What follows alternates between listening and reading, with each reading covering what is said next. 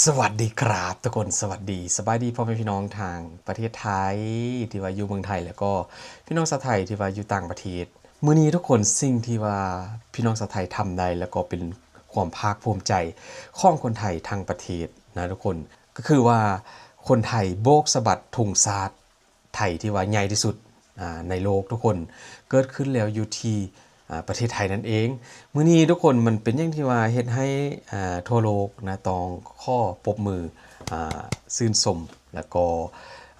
บอกว่าคนไทยทำอะไรก็คือแบบสุดๆนะสุดยอดจริงๆทุกคนคลิปมื้อนี้มีหลายมุมหลายภาพหลายบรรยากาศที่จะให้ทุกคนเบิ่งนะทุกคนกับธงชาติไทยพื้นใหญ่ที่สุดในโลกนะทุกคนบ่พิมพ์ว่าคลิปนี้ทุกคนหลายคนเห็นก็คงจะแบบปลื้มใจแล้วก็คงจะดีใจนะเป็นอย่างมากเพราะว่าบ่พิมพ์ได้เห็นว่าพิมพ์ยังรู้สึกว่าโอ้โหทำได้ยังไงนะทุกคนเป็นพื้นธงชาติไทยที่ว่า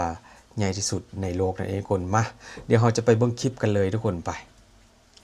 มาเริ่มต้นกันทุกคนเริ่มจัดระเบียบ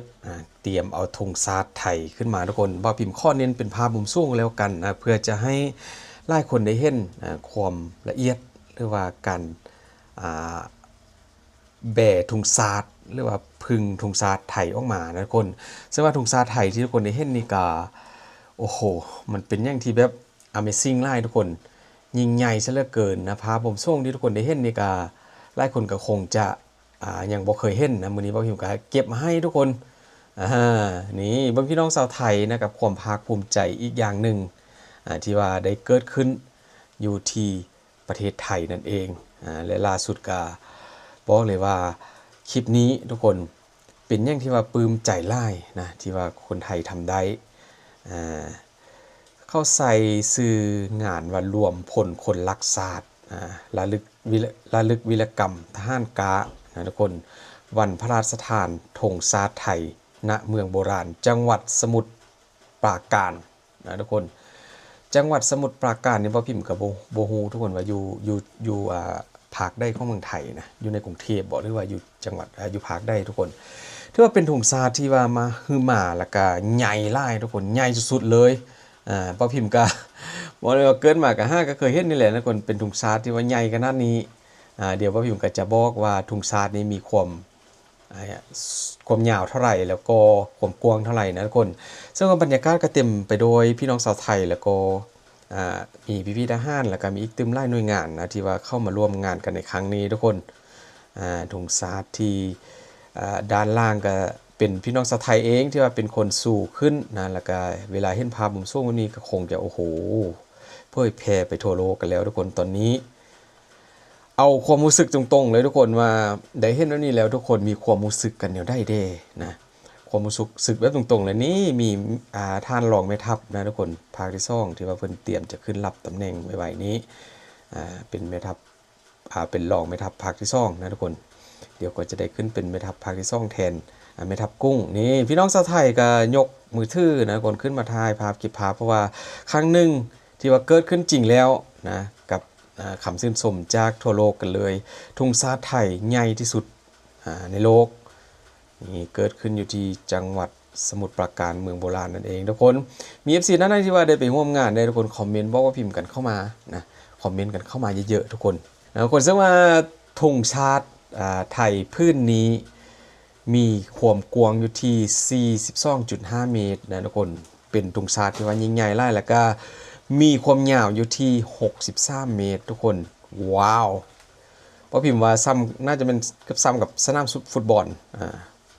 ยิ่งใหญ่เลยทุกคนเห็นบ่สังเกตจากพี่น้องชาวไทยที่ว่ายืนอยู่ด้านข้างแหละเล็กนิดเดียวนะทุกคนแต่ว่าธงชาติไทยนี่ใหญ่มากนี่มีแต่บุคลากรที่ว่าสำคัญทั้งนั้นเลยที่ว่าเข้าได้ไปร่วมงานในครั้งนี้ทุกคนคือว่าพิมพ์บอกแหละทั่วโลกชื่นชมคนไทยที่ทำลายสถิติโลกโบกธงชาติไทย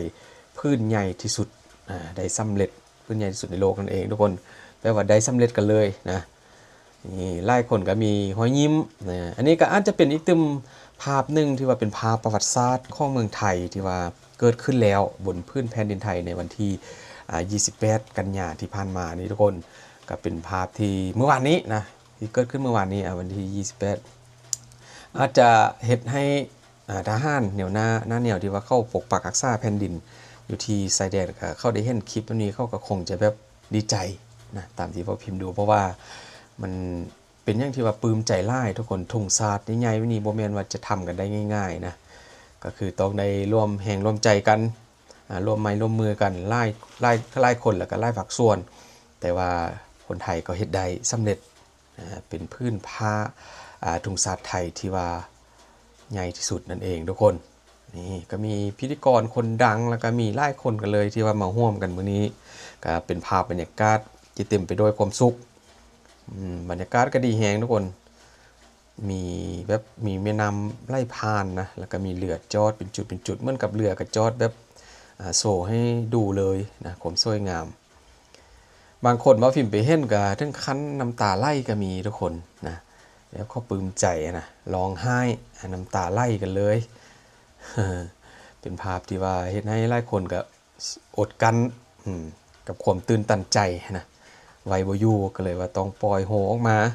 ในระหว่างที่ว่าทำการเปิดพิธีหรือว่าทำพิธีสู่ทุ่งศาสตร์ไทยนี่ขึ้นนะทุกคนนี่ก็มีทั้งทหารหลายๆคนที่มาช่วยกันปรากฏการณ์วันนี้งานวันนี้นะทุกคนก็คือ